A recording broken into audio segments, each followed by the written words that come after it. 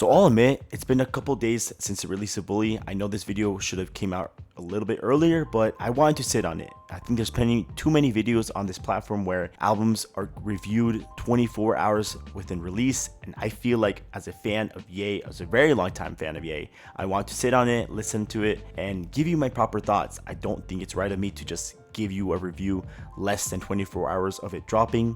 I want to sit on it on the way to work, listen to it on the way to the gym, or even just a workout session, whatever it might be, right? I want to properly give you my thoughts on this album on whatever the occasion may be, right?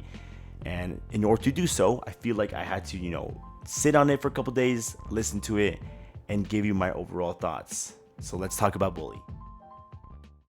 Let me catch you up to speed really quick, right? Last year, around the same time, Ye posted something on Twitter, which is the very first version of Bully, right? In this version, we get to hear a lot of AI verses, a lot of AI features, and unfortunately, an overall really unfinished album.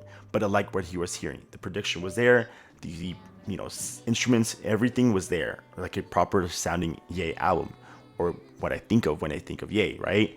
But again, it's AI vocals. So the entire fan base basically bullied this guy to get rid of AI vocals as much as possible, just to redo every single song, and it ended up working out. The version that we got has practically almost very little AI, and the features are great, the instrumentals are changed, but it's overall a great sounding album. Nothing like Vultures, right? Keep in mind, this demo version did come out at the same time period where he was going on that huge rant on Twitter, posting racist remarks, anti-Semitic remarks. I'm not going to go into detail, but just to give you some context of what was going on during this time period when we heard version 1. And after that time period, I'm surprised he was able to fix his career. But this album is great. It's topping on #1 on charts. It's beating every single album that released that same week. It's beating out BTS, which is kind of impressive, I'm not gonna lie, because I know his fan base, or their fan base, are extremely dedicated to BTS and everything. So I'm not particularly a fan of K-pop, but to beat out that fan base is pretty damn impressive. And the fact that, he's not being invited to concerts, he's bringing back a tour in some sort of way, he might be back again. And again, I thought he was completely done. I thought, we would never hear another album of this guy again. But now that we do, and now that I get to hear it, this guy might be back. And I'm really impressed with what I'm hearing right now. So where exactly does this rank in comparison to all his albums that he's dropped? That's what I want to cover in this video today. We have right in front of me a tier list, right? Featuring every single Ye album that I can think of, right? And in a quick round session of tier maker, I'm gonna rank every single Ye album and where I think this lands on the list. Let me fix my webcam really quick.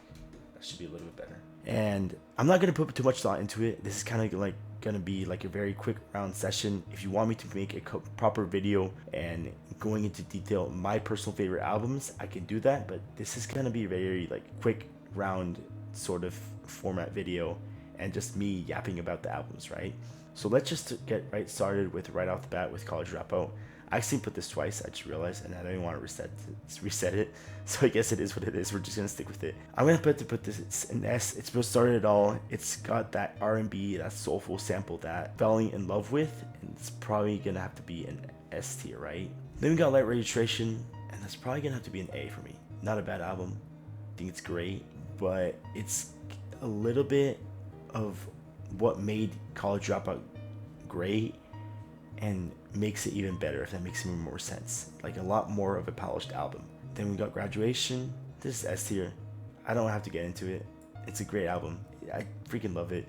The Akira music video is also great, and all the little influences you have with every single genre, every single pop culture thing that you could think of, right? It's just such a unique album. 808s and Heartbreaks, I'm gonna have to put this in S just because of the impact that it had with a bunch of different artists. For example, you have Juice WRLD, you have Drake, you have a lot of artists that are extremely relevant today, and it probably wouldn't be the same without 808s and Heartbreaks. My Beautiful Dark Twisted Fantasy, S tier, I don't have to explain.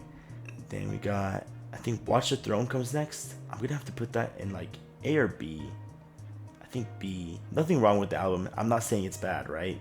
But it's a collab album, right? It's not what I think of when I think of Ye. It does have that, that Ye sampling and examples and that production that we'd like to hear. But when I come to the Ye album, I just want to hear Ye and what he has to show, right? After that, we got Life of Pablo. I love this album. Really do love it. It might be of a biased answer, but it's gonna have to be an S tier. After that, I think we got Yay and Kitsigos. I can't remember exactly the format. I apologize. This is it's just like 1 in the morning. Just wanted to make a little quick video real quick, right? Yay is gonna have to be an A tier for me. Not a bad album, but it's emotional, it's personal. Think of like 808s and Heartbreaks, but a more mature version of it, right? And because of that, it's gonna have to be in like A tier, right? And it's also got Ghost Town, one of my personal favorite songs, right? Kitsy Ghost B, only because of the same reason as, collab albums. I'm just gonna get these out of the way. Vultures 1 and Vultures 2, I don't know if this is a hot topic to say as a Ye fan myself, but I wasn't a fan. And I'm just gonna keep it simple. This feels more like a Ty Dolla $ign more than a Ye album, right? And that's really all I gotta say to explain myself, right? The lyrics were messy, they were lazy, they were sloppy. It just felt like, horniness taken to like level 1000. Just wasn't a fan. This felt like a dance album all over the place. And in looking at like, Ye's entire discography, it almost like, I don't want to say stains it, but it just doesn't. It would have been better off if we didn't have those albums. I'm not saying they're bad, but it just doesn't feel like a Ye album. I'm sorry, I think they're bad. I just don't think they're great. Jesus King is gonna have to be in C tier, and the only reason why is we could have had Yandhi, and I freaking love that album. It's what got me into like unreleased Ye albums, which is probably like such a huge rabbit hole to get into, but it is such a holy grail that the amount of music that exists in those unreleased albums. You got Donda 2. I wasn't a fan of. I think I'm gonna have to be in D tier. I'm gonna wait for Bully till after. This one we can ignore it. Donda, I'm gonna put it in A. I think. I don't know. I'm torn between these two. Anyway, Donda feels like the perfect retirement album, right? It's a perfect way to like end his entire discography with music and kind of just seal that deal and close the door with the amount of music that he's dropped, right? If this was announced as a retirement album, I wouldn't be mad, right? Yes, we would never hear from this man ever again. At the same time, this felt like such a perfect way to end it that if he announces this as his retirement album, I wouldn't be upset. Perfect way to end it. And then lastly, of course, we have Bully, right? I think this is a really great album. And after all the controversy that we went through, the tweets and everything, I'm legitimately surprised he was able to like, go back once again to like the public eye, right? It'll probably never be a good of a comeback album from like My Beautiful Dark Twisted Fantasy, but it is still damn solid. It's got production levels very close to like College Dropout era with like that soulful Chipmunks noise. We have, him rapping like, again, old school Ye. We have experimental tracks like All the Love. Everything about it is just unique, right? It's not just features just thrown out there for no reason. It's like features that actually make a proper contribution to the album, right? And for that, it's gonna have to be an A tier. So this is kind of where I'm at with this like tier list, I guess, right? So before I end the video, I just want to talk about a couple things. First things first is if you like this sort of video, please hit the subscribe button. I'm trying my best to make it into monetization.